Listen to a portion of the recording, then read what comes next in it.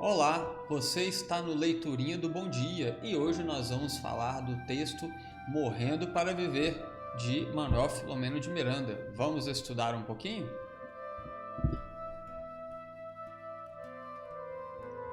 À tradição espiritualista oriental se atribui o conceito de que os pensamentos finais do moribundo, acalentados por hábito natural, se encarregarão de plasmar o seu futuro corpo no processo da reencarnação, nele fixando por aspiração livre os valores e recursos necessários para o progresso. Certamente, as ideias negativas e deprimentes estabeleceriam comportamentos orgânicos e nervosos em padrões de sofrimento, assim como os anelos nobres dariam gênese a formas e funções harmônicas na vida subsequente, embora sujeitas às imposições kármicas decorrentes das ações praticadas.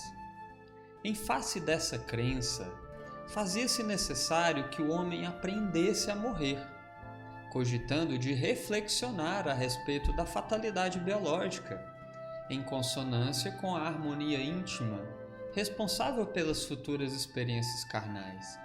Aprender a morrer tornou-se para a cultura oriental ancestral uma necessidade ética, filosófica e religiosa, tendo-se em vista a fragilidade e a pequena duração da vida carnal. Aliás, segundo a mesma doutrina, aprendendo-se a morrer, está-se aprendendo a viver em níveis superiores de entendimento e ganhos morais, propiciando-se à criatura humana saúde espiritual, plenitude de vida e realização interior. O apego à sensualidade e aos bens transitórios produz o pavor da morte, redundando em desarmonias internas que de forma alguma impediriam o processo desencarnatório, às vezes apressando-o em face dos elementos destrutivos que a mente elabora e sustenta.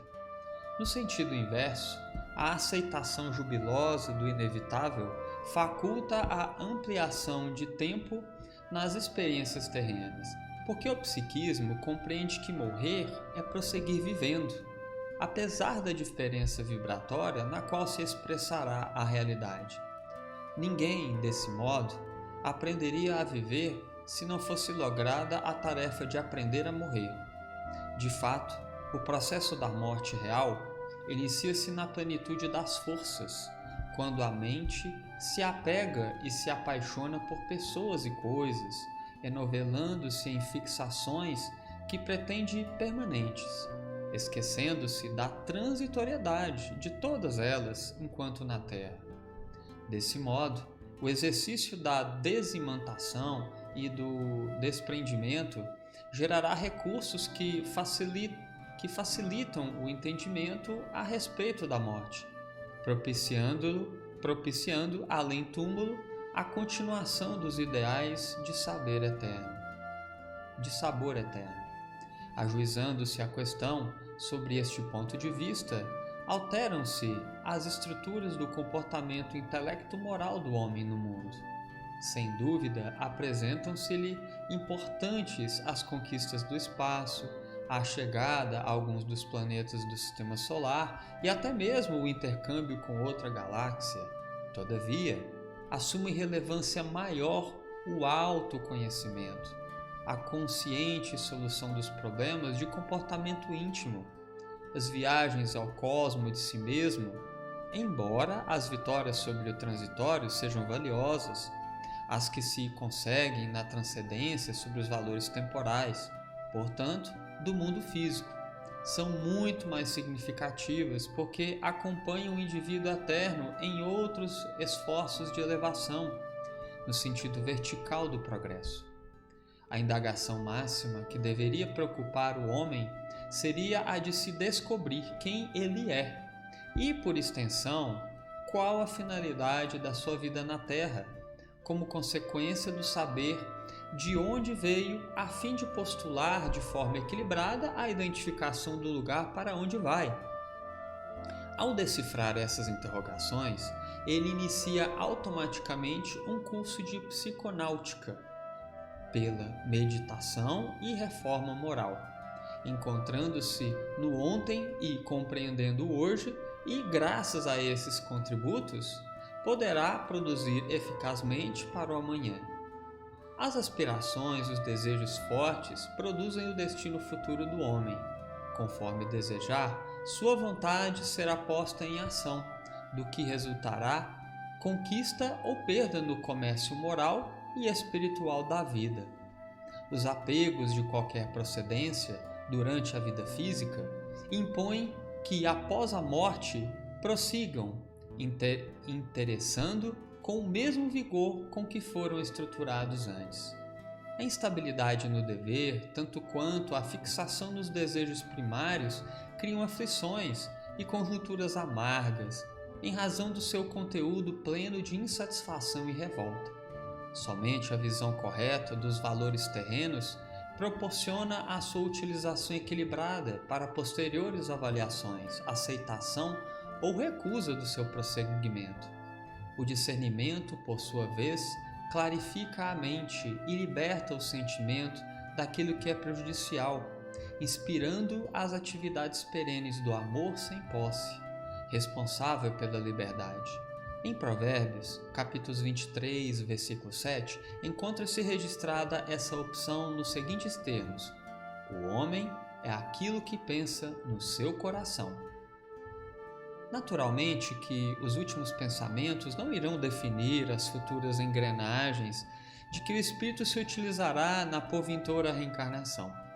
Todavia, contribuirão de forma acentuada, não por serem os finais, senão porque refletem todos os hábitos vividos durante a existência, plasmadores dos envoltos necessários para a reeducação e aquisição de novos títulos de enobrecimento para o viajor eterno.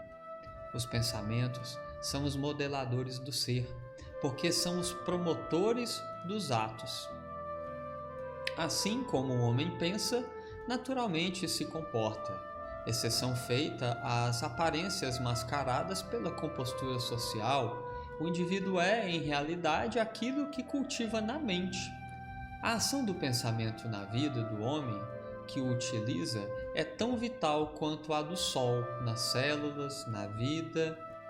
O fatalismo biológico estabelecido mediante o nascer, viver e morrer, ou transforma-se, é inexorável.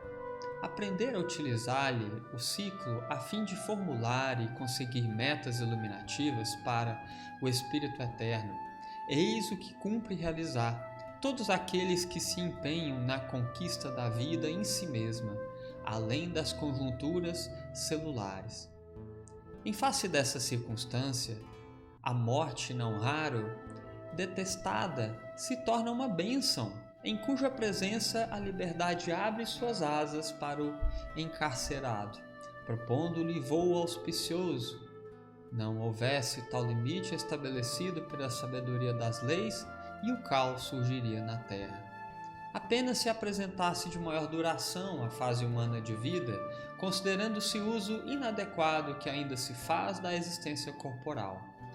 Todas as épocas, portanto, da trajetória terrestre são de magnitude para que se considere a morte e se aprenda a morrer, vivendo-se com sabedoria cada momento, despendindo-se dos fatores infelizes e aspirando-se às conquistas ideais do espírito.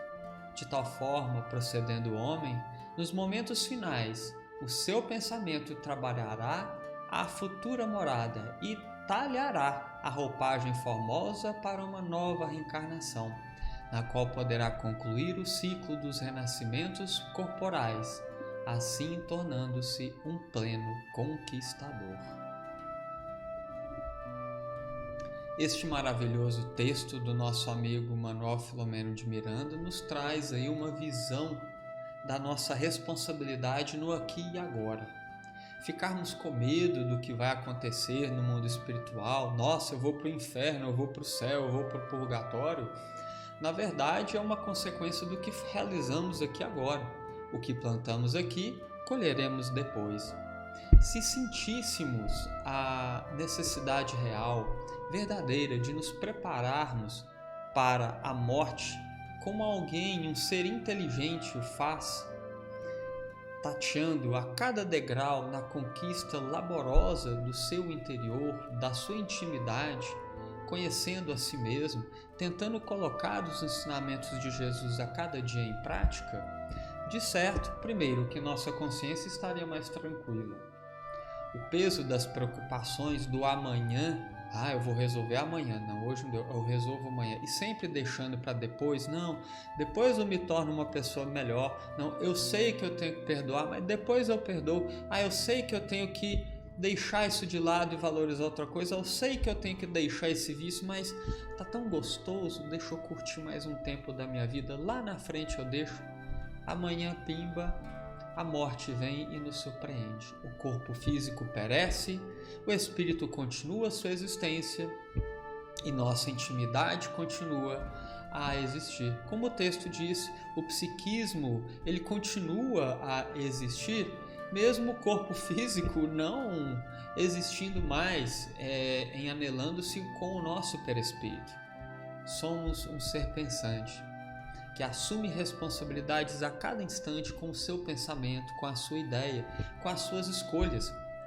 Faremos as nossas escolhas, hoje, amanhã ou depois, e seremos responsáveis por elas. Então que possamos ter a coragem de, quando desencarnarmos, avaliarmos, poxa, eu aproveitei bem a minha vida, eu me preparei para a morte do corpo físico. Lembrando de que a nossa existência aqui não é o fim de tudo, é uma passagem transitória, como o texto bem fala. A vida de encarnado é uma existência transitória que passará. Tudo passa e isso também passa. A vida encarnada nossa passará, as dores passarão, o sofrimento passará, as alegrias passarão.